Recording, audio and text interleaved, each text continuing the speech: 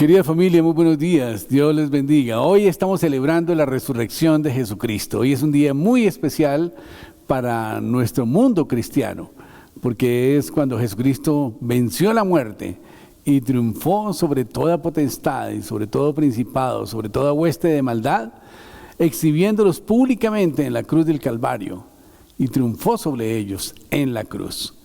Y por eso es un día tan importante el día de hoy, el día de la resurrección de Jesucristo. Oremos. Padre Celestial, desde el cielo y de la tierra, te damos gracias, Señor, por tu misericordia y por tu amor. Te damos gracias, Dios, por este tiempo que nos permite, Señor, recordar la resurrección de Jesucristo, Señor. Gracias, bendito Dios del cielo, por tu presencia en nuestras vidas, Señor. Te clamamos, Padre Celestial, que seas tu Dios uniéndonos, Señor, en un mismo espíritu, Padre Celestial, para que podamos recibir tu palabra, Señor, y que esta palabra sea ministrada a nuestros corazones, a nuestros espíritus, Padre Santo, y que afecte nuestras conductas, Padre Celestial. Te lo clamamos en el nombre de Cristo Jesús, Dios, para tu gloria, Señor. Yo te pido, bendito Dios del cielo, que tú, Señor, seas llenándonos de tu presencia, Señor, que tu Espíritu Santo esté en cada uno de nosotros, ministrándonos a cada quien, Padre Celestial, y quitando, Señor, todo espíritu inmundo de distracción, que no nos permita, Padre Celestial, distraernos, Señor, para poder escuchar tu mensaje, Señor, con atención, Padre Santo.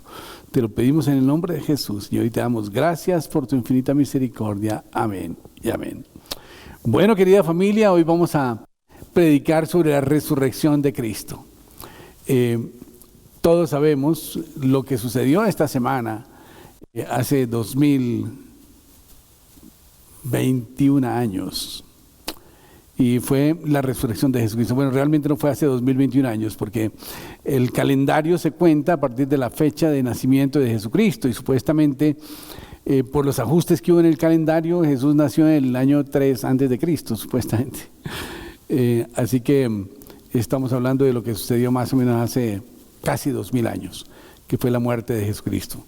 Entonces, sabemos que durante la fiesta judía de la Pascua, Jesús fue arrastrado por una multitud airada a una corte judicial romana, mientras se encontraba ante Pilato, el gobernador de Judea. Los líderes religiosos lo acusaron de proclamarse a sí mismo rey de los judíos. La multitud, motivada por los fariseos, demandó que lo mataran. Los judíos no podían ejercer soberanía en aquel tiempo, en aquel lugar, en Palestina, porque pues estaba Palestina bajo el dominio romano, de tal manera que ellos a los judíos no les era permitido imponer sanciones o castigos a su propia gente, sino que el gobierno romano era el que imponía los castigos, y ellos motivaron esta ejecución pública. Jesús fue golpeado, azotado y sentenciado a una ejecución pública por causa de la petición de los fariseos, de los sacerdotes de aquel tiempo, que veían en Jesús una amenaza, porque Jesús les confrontó muy seriamente sobre las cosas que estaban manejando mal. Y entonces vemos que en una loma a las afueras de Jerusalén, lo crucificaron en medio de dos criminales. Tanto sus amigos, que estaban con el corazón destrozado, como sus burlones enemigos, lo vieron morir lentamente. Y como se acercaba el día de reposo, enviaron soldados romanos a terminar la ejecución, porque esto era lo que hacían. Ellos normalmente les cortaban las piernas para que el cuerpo quedara colgado y fuera la asfixia mucho más rápida. Así pues que a los malhechores le rompieron las piernas, pero cuando llegaron a Jesús no le rompieron sus piernas porque él ya había muerto. Sin embargo, como última precaución, le traspasaron con una lanza en el costado. Un alto oficial se encargó de la seguridad en la tumba, y al otro día los líderes religiosos se volvieron a reunir con Pilato y dijeron que Jesús había predicho que resucitaría en 3 días. Y para asegurarse de que los discípulos no conspiraran y engañaran a todos diciendo que habría resucitado, Pilato ordenó que se pusiera un sello oficial de Roma en la tumba para que los posibles ladrones se mantuvieran alejados. Además, para que se cumplieran esas órdenes, se puso una guardia a cuidar la tumba, y cualquier discípulo que tratara de mover el cuerpo hubiera sido detenido y hubiera tenido que pasar por medio de los guardias, y lo cual hubiera sido bastante difícil, ¿no? Los guardias romanos tenían buenas razones para mantenerse alertas, ya que la pena por dormirse durante la guardia era la muerte. Y me gustaría que leyéramos el relato en Mateo 28:1, que es bien interesante. Dice: pasado el sábado, al amanecer del primer día de la semana, fueron María Magdalena y la otra María a ver el sepulcro. De pronto hubo un gran terremoto, porque un ángel del Señor descendió del cielo acercándose y removió la piedra y se sentó sobre ella. Su aspecto era como de un relámpago y su vestido blanco como la nieve. De miedo de él, los guardias temblaron y se quedaron como muertos. Pero el ángel dijo a las mujeres: no temáis vosotras, porque yo sé que buscáis a Jesús, el que fue crucificado. No está aquí, pues ha resucitado. Como dijo, ved el lugar donde fue puesto el Señor. E id pronto a decir a sus discípulos que ha resucitado de los muertos y que va delante de vosotros a Galilea. Allí lo veréis, ya os lo he dicho. Entonces ellas, saliendo del sepulcro con temor y con gran gozo, fueron corriendo a dar las nuevas a los discípulos. Y mientras iban a dar las nuevas a los discípulos, Jesús les salió al encuentro diciendo: ¡salve! Y ellas, acercándose, abrazaron sus pies y lo adoraron. Y entonces Jesús les dijo: no temáis, id y dad las buenas a mis hermanos, para que vayan a Galilea y allí me verán. Bien, a pesar de que la tumba estaba llena de guardias, encontraron la tumba vacía. La semana siguiente, al día de reposo, recordemos que el día de reposo es el sábado, el día siguiente al día de reposo es el domingo, algunos de los seguidores de Jesús fueron a la tumba para ungir el cuerpo. Era una costumbre ungir el cuerpo en la tumba, de tal manera que cuando ellos llegaron se sorprendieron de lo que encontraron. La piedra gigantesca que cubría la tumba había sido removida y el cuerpo de Jesús no estaba adentro. Cuando se corrió la voz, 2 discípulos se apresuraron a ir a la tumba y estaba vacía, a excepción de las envolturas de Jesús, el sudario, que estaban nítidamente doblados en su lugar. Mientras tanto, algunos de los guardias habían ido a Jerusalén para decir a los oficiales judíos que se habían desmayado ante la presencia de un ser sobrenatural que quitó la piedra. Y cuando despertaron, la tumba estaba vacía. Los oficiales pagaron a los guardias una gran cantidad de dinero para que mintieran diciendo que los discípulos habían robado el cuerpo mientras ellos dormían. Aseguraron a los guardias, así que el informe del cuerpo perdido llegaba a oídos del gobernador, que intercedería a favor de ellos. Veamos lo que dice el relato en Mateo 28:11. Dice: mientras ellos iban, unos de la guardia fueron a la ciudad y dieron aviso a los principales sacerdotes de todas las cosas que habían acontecido. Y estos se reunieron con los ancianos y después de ponerse de acuerdo, dieron mucho dinero a los soldados, diciéndoles: decid vosotros, sus discípulos llegaron de noche y lo hurtaron mientras nosotros estábamos dormidos. Y si esto lo oye el gobernador, nosotros lo persuadiremos y os pondremos a salvo. Ellos tomaron el dinero e hicieron como se les había instruido. Este dicho ha sido divulgado entre los judíos hasta el día de hoy. Bien, la Biblia aquí nos indica que Jesús resucitó. y que los romanos hicieron una trama para decirle a la gente que el cuerpo había sido robado por los discípulos mientras los soldados dormían, lo cual realmente no era algo que pudiera creerse fácilmente, pues la pena por dormirse en guardia era la pena de muerte. Pero bueno, el Señor resucitó. Y es precisamente cuando los discípulos estaban a puerta cerrada que Cristo resucitado se les aparece en medio de ellos. Jesús sabía que el testimonio de las mujeres no sería suficiente. Él sabía que sus discípulos necesitaban tener una experiencia personal con lo divino para ser transformados. Y lo que es más, Jesús sabía que la cultura y la historia conspiraban contra la fe en el milagro de la resurrección. Lamentablemente en aquel tiempo la palabra de las mujeres no era tenida como veraz, ¿no? Y por eso era necesario que los discípulos experimentaran la presencia del Señor para creer en su resurrección. Y lo sorprendente es que Jesús no les recrimina ni su cobardía ni su poca fe. Y Él bien pudo hacerlo. Después de todo, los discípulos se atrevieron a ir hasta la tumba vacía y tuvieron sus respectivas experiencias. Ellos muy bien pudieran haber salido del encierro para encontrarse con el resucitado. Pero solamente 2 de sus discípulos fueron a la tumba. Los demás se quedaron escondidos, llenos de miedo. Pero este no fue el caso. Ellos no salieron a buscar a Jesús o a mirar la tumba vacía. Estaban allí encerrados, paralizados por el temor y convencidos de su propia debilidad.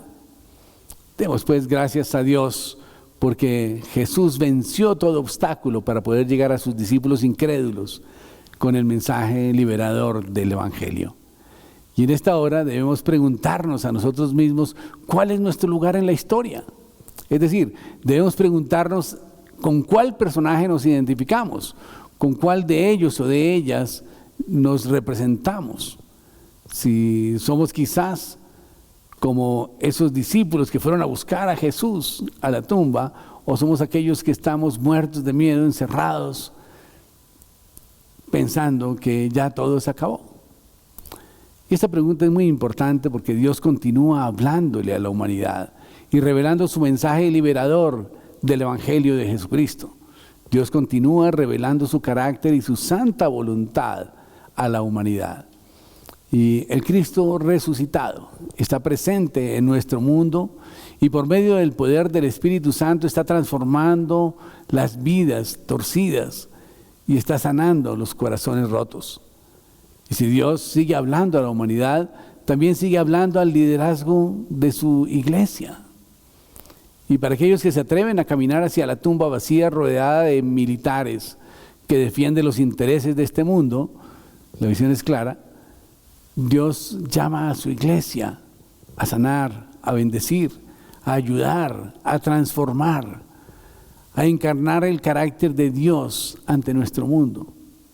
Y si alguno de nosotros tiene el mismo celo misionero de las discípulas de Magdalena y de Pedro y de Juan, sin embargo, debemos reconocer que la mayor parte de nosotros, al igual que el resto de los discípulos, estamos encerrados en nuestros propios temores y no estamos haciendo la obra que el Señor nos mandó. Que no tengamos inteligencia, que no tengamos habilidad, que no tenemos recursos financieros, en fin, que no podemos. Y sacamos una gran cantidad de excusas. Es fácil encerrarse, quedarse a puerta cerrada, atemorizados ante la inmensa tarea que tenemos por delante. Pero hoy Dios nos llama a echar fuera todo temor. El Cristo resucitado atraviesa las puertas que nos aíslan y nos separan. Y Jesús se hace presente hoy en medio del dolor y del temor y del sufrimiento y en medio de la pandemia diciendo paz a vosotros. Cerca del año 55 después de Cristo, el apóstol Pablo escribió que Cristo resucitado había sido visto por Pedro, por los 12 apóstoles y por más de 500 personas, muchas de las cuales vivían aún cuando escribió su carta. Y en 1 Corintios 15:5 dice, y apareció a Cefas y después a los 12, y después apareció a más de 500 hermanos a la vez, de los cuales muchos viven aún y otros ya duermen. Después apareció a Jacobo y después a todos los apóstoles y por último a mí como un abortivo. Hechos 1:3 dice, quienes también después de haber padecido se presentó vivo con muchas pruebas indubitables, apareciéndoseles durante 40 días y hablándoles acerca del reino de los cielos. Sus apóstoles fueron transformados después de la resurrección. Y los otros apóstoles corrieron para salvar sus vidas. Y hasta Pedro, quien antes había insistido en estar dispuesto a morir por su maestro, se desalentó e incluso negó conocer a Jesús. Sin embargo, después de la resurrección, los apóstoles experimentaron un cambio dramático. En unas pocas semanas se encontraron cara a cara ante aquellos que habían crucificado a su líder. Su espíritu era como de hierro y se volvieron indomables en su determinación de sacrificarlo todo por aquel a quien llamaban Salvador y Señor. Y aún después de ser amenazados y encarcelados, aunque se les prohibió hablar en el nombre de Jesús, los apóstoles dijeron a los judíos, es necesario obedecer antes a Dios que a los hombres. Hechos 5:29. Sacaron un valor tremendo para enfrentarlos. No le temían ya por su muerte, por su vida, por los castigos que pudieran venir por causa de desobedecer a los hombres. Y en Hechos 5:42 dice, y luego de azotarlos por desobedecer las órdenes del consejo judío, estos mismos apóstoles que una vez fueron cobardes, no cesaban de enseñar y de predicar a Jesucristo. Los judíos cambiaron además su día de adoración, por lo menos los judíos cristianos. El día de reposo y adoración era un elemento básico en la vida judía. Cualquier judío que no honrara el día de reposo era culpable de violar la ley de Moisés. Sin embargo, los judíos seguidores de Cristo comenzaron a adorar con los creyentes gentiles un nuevo día, el día domingo, el día de la resurrección. Era el primer día de la semana. Y el día en que creían que Cristo se había levantado entre los muertos, reemplazó al sábado o día de reposo judío. Para un judío se trataba de un cambio de vida muy, muy importante. Un nuevo día. Junto con el rito del bautismo característico de la conversión cristiana, declaraban que aquellos que creían que Cristo se había levantado entre los muertos estaban entrando en un profundo reavivamiento del judaísmo.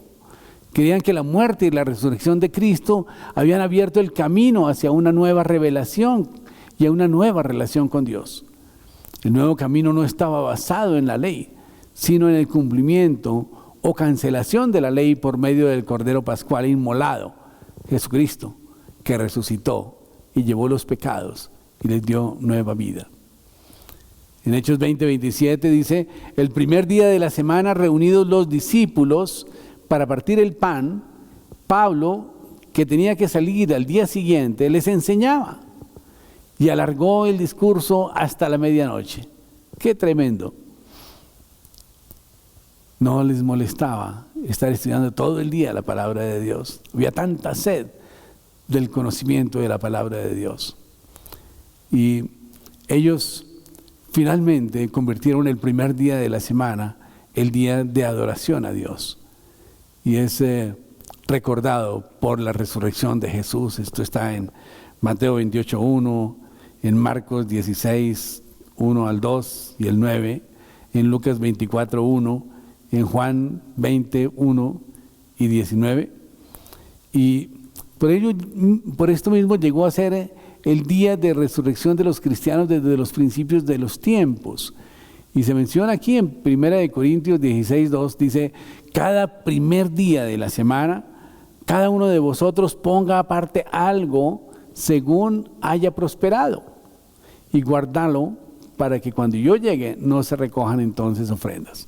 Esto decía el apóstol Pablo.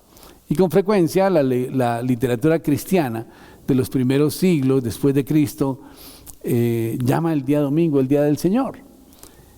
En Apocalipsis 1:10, por ejemplo, dice: estando yo en el Espíritu en el día del Señor, oí detrás de mí una gran voz como de trompeta, escribió el apóstol Pablo.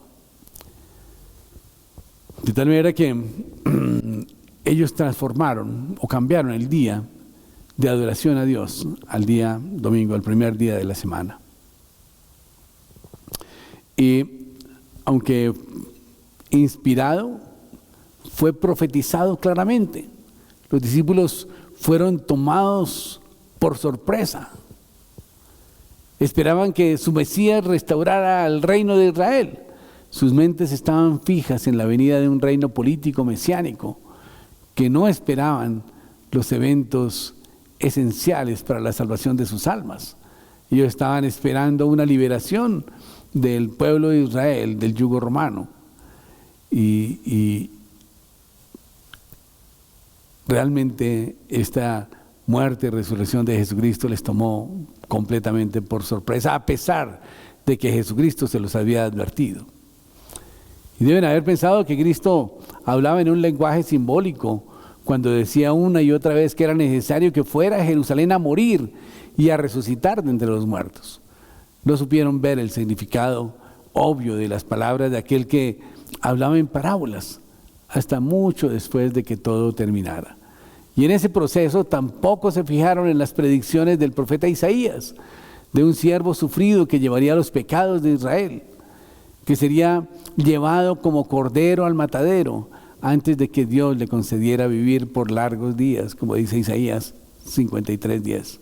Con todo esto, Jehová quiso quebrantarlo, sujetándole a padecimiento. Cuando haya puesto su vida en expiación por el pecado, verá linaje, vivirá por largos días y la voluntad de Jehová será en su mano prosperada. Era realmente el momento apropiado de una vida milagrosa. Era el momento final de la obra de Jesús, la muerte y la resurrección de Jesucristo. Y mientras Jesús colgaba en una cruz romana, la muchedumbre murmuraba de él y decían: ayuda a otros, pero ¿por qué no puede ayudarse a sí mismo? ¿Habría llegado súbitamente el fin del milagro? ¿Sería que se le acabó el poder o qué pasó? Parecía ser un final inesperado para alguien que comenzó su vida pública convirtiendo el agua en vino, resucitando a Lázaro y que hizo una gran cantidad de milagros. Durante 3 años de todo su ministerio, caminó sobre el agua, sanó a los enfermos, abrió los ojos a los ciegos y los oídos a los sordos, soltó la lengua a los mudos, restauró brazos y piernas secas, sacó demonios, calmó una tormenta violenta, resucitó a los muertos, etc. Hizo preguntas que aún los sabios supieron contestar. Ni siquiera los sabios pudieron contestar. Enseñó profundas verdades con las más sencillas comparaciones. Confrontó a los hipócritas con palabras que los desenmascararon. Y todo esto concuerda con la experiencia de los que confían en él. El apóstol Pablo escribió en Romanos 8:11: y si el espíritu de aquel que levantó a Jesús de los muertos mora en vosotros, el que levantó de los muertos a Cristo, Jesús, vivificará también vuestros cuerpos mortales por el espíritu que mora en vosotros. Y esa fue la experiencia de Pablo, cuyo corazón fue transformado de forma dramática por Cristo resucitado. También ha sido una experiencia de personas alrededor del mundo que han muerto a su vieja manera de vivir, para que Cristo pueda vivir su vida a través de ellos. Y este poder espiritual no es evidente en aquellos que dicen creer en Cristo porque siguen en su vieja manera de vivir. Solo en aquellos que están dispuestos a morir a su vieja naturaleza, a su vieja vida, para permitir que Cristo los gobierne. Aquellos que responden a la sobrecogedora evidencia de la resurrección de Cristo, reconociendo su señorío sobre sus corazones y que manifiestan, como lo hiciera el apóstol Pablo: con Cristo estoy juntamente crucificado, y ya no vivo yo, mas vivo Cristo en mí. Y lo que ahora vivo en la carne, lo vivo en la fe del Hijo de Dios, el cual me amó y se entregó a sí mismo por mí. Gálatas 2:20. La confesión de la fe en Jesucristo nos da la salvación. Romanos 10:9 dice: si confesares con tu boca que Jesús es el Señor y creyeres en tu corazón que Dios le levantó de los muertos, serás salvo. Porque con el corazón se cree para justicia, pero con la boca se confiesa para salvación. La salvación de Cristo realmente no es una recompensa por nuestros esfuerzos. No es algo que nosotros tratemos de conseguir por nuestros propios méritos. No, la salvación que Cristo nos ofrece es un regalo para todos los que al ver la evidencia de la resurrección confían en Él. En Hechos 1:8 dice: pero recibiréis poder cuando haya venido sobre vosotros el Espíritu Santo, y me seréis testigos en Jerusalén, en toda Judea, en Samaria y hasta lo último de la tierra. Dice: y habiendo dicho estas cosas, viéndolo ellos, fue alzado y le recibió una nube que le ocultó de sus ojos. Y estando ellos con los ojos puestos en el cielo, entre tanto que él se iba, y aquí se pusieron junto a ellos 2 varones con vestiduras blancas, los cuales también dijeron: varones galileos, ¿por qué estáis mirando al cielo? Ese mismo Jesús que ha sido tomado de vosotros al cielo, así vendrá como le habéis visto ir al cielo. Juan 11:25 dice Jesús: yo soy la resurrección y la vida. El que cree en mí, aunque esté muerto, vivirá. La resurrección corporal de Cristo de los muertos es el hecho central de la fe cristiana. Como Pablo escribió: si Cristo no resucitó, vana es nuestra fe, y aún estáis en vuestros pecados. 1 Corintios 15:17. La estructura total del cristianismo y de cualquier esperanza de vida eterna y de cualquier significado de la existencia humana se mantiene o se derrumba con la resurrección de Cristo. La muerte es el mayor enemigo del hombre, y todo hombre, no importa qué tan grandioso sea, eventualmente muere. Todo el mundo, físico, biológico y social, está bajo el reino de la muerte impuesto por el castigo de Dios sobre el dominio del hombre cuando éste rechazó la palabra de Dios y trajo el pecado al mundo.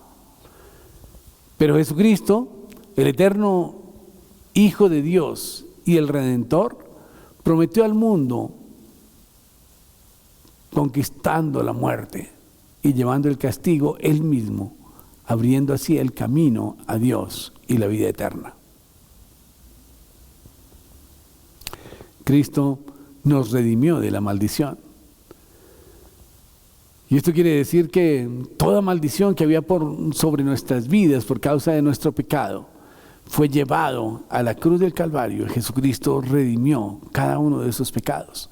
Porque dice la palabra de Dios que cada vez que nosotros cometemos un pecado, donde una vez sale un acta de decretos en contra nuestra, que la toma Satanás y sus demonios y empiezan a hacerla efectiva. Y estas maldiciones fueron llevadas por Jesucristo en la cruz del Calvario, porque dice: maldito todo aquel que es colgado en un madero. Pero además dice en el libro de Gálatas, capítulo 3, versículos del 13 al 15, que Cristo nos redimió de la maldición de la ley, hecho por nosotros maldición, porque está escrito: maldito todo aquel que es colgado en un madero. Para que en Cristo Jesús la bendición de Abraham alcance a los gentiles, a fin de que por la fe recibiésemos la promesa del Espíritu. El hecho de su resurrección es el evento más importante de la historia, y por lo tanto es sustentado por una variedad de testimonios y de otro tipo de evidencia mucho más amplia que cualquier otro evento histórico que ha tenido lugar desde el inicio del mundo. Y por tanto es imperativo que cada individuo encare el asunto de las demandas que Cristo hace de su vida y de su servicio. El mismo hecho del desarrollo del cristianismo es de por sí una prueba. Pero si nos remontamos hace 2000 años, vemos cómo cambió la predicación de los apóstoles. Después de que estos apóstoles estaban encerrados, muertos de miedo, después de 3 días que Jesús había muerto, Jesús se les aparece y su actitud cambió diametralmente. Y vemos, por ejemplo, el primer discurso de Pedro después de la resurrección y después de haberlo negado 3 veces. Y él tiene el valor de enfrentar a los israelitas y les dice: israelitas, oíd estas palabras. Jesús Nazareno, varón aprobado por Dios entre vosotros, como con las maravillas y prodigios y señales que Dios hizo entre nosotros por medio de él. Y como mismos vosotros sabéis, a este, entregado por el determinado consejo y anticipado conocimiento de Dios, prendisteis y matasteis por manos de inicuos, crucificándolo. Y Dios lo levantó, sueltos los dolores de la muerte, por cuanto era imposible que fuera retenido por ella. Pues David dice de él: veía el Señor siempre delante de mí, porque está a mi diestra, no seré conmovido. Por lo cual mi corazón se alegró y se gozó mi lengua, y aún mi carne descansará en esperanza. Porque no dejarás mi alma en el Hades, ni permitirás que tu santo vea corrupción. Me hiciste conocer los caminos de la vida, me llenarás de gozo con tu presencia. Hermanos, se os puede decir libremente del patriarca David, que murió y fue sepultado, y su sepulcro está entre nosotros hasta el día de hoy. Pero siendo profeta y sabiendo que con juramento de Dios le había jurado que su descendencia en cuanto a la carne levantaría a Cristo para que se sentara en su trono. Viéndolo antes, habló de la resurrección de Cristo, que su alma no fue dejada en el Hades, ni su carne vio corrupción. A este Cristo, Jesús resucitó de los muertos, de lo cual todos vosotros sois testigos. Así que, exaltado por la diestra de Dios y habiendo recibido del Padre la promesa del Espíritu Santo, ha derramado esto que vosotros veis y oís. Porque David no subió a los cielos, pero él mismo dice: dijo el Señor a mi Señor, siéntate a mi diestra, hasta que ponga a tus enemigos por estrado de tus pies. Sepa pues ciertísimamente toda la casa de Israel, que este Jesús a quien vosotros crucificasteis, Dios lo ha hecho Señor y Cristo. Tremendo, ¿verdad? Es un discurso muy poderoso del apóstol Pedro. Y en Hechos 3:14 dice: mas vosotros negasteis el santo y al justo, y pedisteis que se os diera un homicida. Matasteis al autor de la vida, a quien Dios ha resucitado de los muertos, de lo cual nosotros somos testigos. Sea notorio entre vosotros y en todo el pueblo de Israel que en el nombre de Jesucristo de Nazaret, a quien vosotros crucificasteis y a quien Dios resucitó de los muertos, por él este hombre está en vuestra presencia sano. Este Jesús es la piedra reprobada por vosotros, los edificadores, la cual ha venido a ser cabeza de ángulo. En ningún otro hay salvación, porque no hay otro nombre bajo el cielo dado a los hombres en que podamos ser salvos. La prédica de los apóstoles siempre estuvo centrada en la resurrección. Hechos 4:33. Y con gran poder los apóstoles daban testimonio de la resurrección del Señor Jesús, y abundante gracia era sobre todos ellos. Y ese fue el mensaje que ganó a miles a la fe de Cristo, y en efecto, como alegaban sus enemigos, trastornó al mundo entero. Dice Hechos 17:6. Jesús cumplió la Pascua y canceló la ley. Y cuando Jesús dijo consumado es, significa cancelado es. Los primeros cristianos fueron judíos devotos, acostumbrados a adorar al Señor fielmente el 7º día de la semana.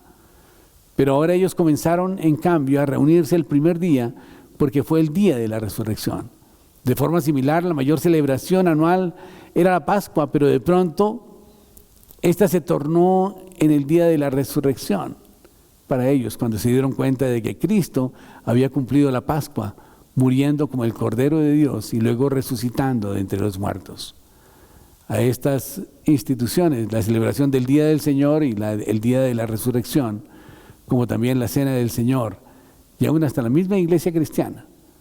se les puede relacionar directamente con el periodo apostólico y solo el hecho de la resurrección puede dar cuenta de ellos.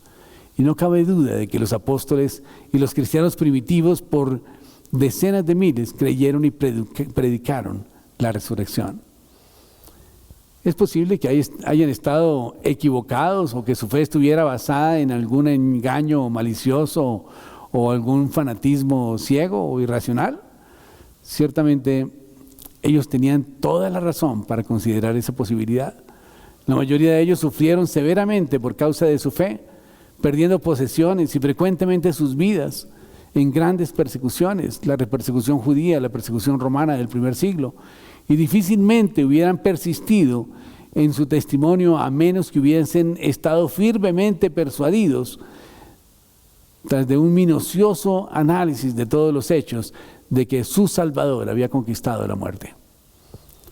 Claro que ellos tenían el testimonio de los apóstoles y también de más de 500 hermanos a la vez. Todos ellos habían visto al Señor, a Jesús, después de su resurrección, y estaban convencidos de que su testimonio era cierto. Pero también nosotros hemos sido resucitados con Cristo. En Colosenses 2:12 dice que sepultados con Él en el bautismo, con el cual también fuimos sellados con Él, mediante la fe en el poder de Dios que le levantó de los muertos. Y dice, y a vosotros, estando muertos en pecados y en la incircuncisión de vuestra carne, os dio vida juntamente con Él, perdonándoos todos los pecados, anulando el acta de los decretos que había contra nosotros y que nos era contraria, quitándola de en medio y clavándola en la cruz, despojando a los principados y a las potestades, los exhibió públicamente, triunfando sobre ellos en la cruz. Los testigos murieron por la verdad. Los discípulos dieron su vida por defender la verdad de la resurrección. La historia más llena de mártires, innumerables hombres y mujeres han muerto por su fe en Jesús. Y por esa razón es tan significativo señalar que los discípulos estuvieron dispuestos a sufrir y a morir por su fe en Cristo, después de haber evidenciado su resurrección. Caso contrario, ninguno estaría dispuesto a morir por algo que saben que es una mentira. El hecho es importante porque los discípulos de Cristo no murieron por creencias profundamente arraigadas sobre las cuales pudieran haber estado honestamente equivocados. Murieron por asegurar que habían visto a Jesús vivo y bien después de su resurrección. Murieron por asegurar que Jesucristo no solamente había muerto por sus pecados, sino que se había levantado de entre los muertos para demostrar que era muy diferente de cualquier otro líder espiritual que hubiera jamás existido. Tenemos entonces la palabra de los apóstoles como Pedro. En 1 Pedro 1:16 dice, porque no hemos dado a conocer el poder y la venida de nuestro Señor Jesucristo siguiendo fábulas artificiales, sino como hemos visto con nuestros propios ojos su majestad. Los escépticos piensan, ¿qué tal si los apóstoles mintieron? ¿Qué ganarían los apóstoles con haber mentido? ¿Prestigio? ¿Dinero? ¿Poder? ¿Privilegio? Nada. Lo único que ganaron fue la persecución y la muerte. Y déjenme decirle que lo único que hicieron fue ganar la muerte de un mártir. Algunos decapitados, otros crucificados, otros apedreados, otros quemados al fuego, todo porque declararon que Jesucristo había resucitado. Los 12 apóstoles, los padres de la fe, dieron su vida por defender la resurrección. Y vemos como Jacobo, por ejemplo, el hermano de Jesús, aunque él no había sido oficialmente un apóstol, era el pastor de la iglesia de Jerusalén. Él fue arrojado de una altura de más de 30 metros desde el pináculo sureste del templo cuando se rehusó negar su fe en Cristo. Y cuando descubrieron que sobrevivió a la caída, sus enemigos lo golpearon con un garrote hasta matarlo. Y este fue el mismo pináculo donde Satanás había llevado a Jesús durante la tentación y lo lanzaron con la misma excusa. Si realmente crees en Jesucristo, Él mandará a sus ángeles para que te cojan y no te hagan tropezar en piedra. Jesús le salvó de la caída, pero ellos lo mataron a golpes. Judas fue crucificado. Lucas ahorcado en un árbol de olivo, martirizado junto a Andrés. Relicario de Lucas con forma de arca en la Basílica de Santa Justina de la Padua está. Conservan el cuerpo de Lucas, menos la cabeza, lo que supone que fue cortada después.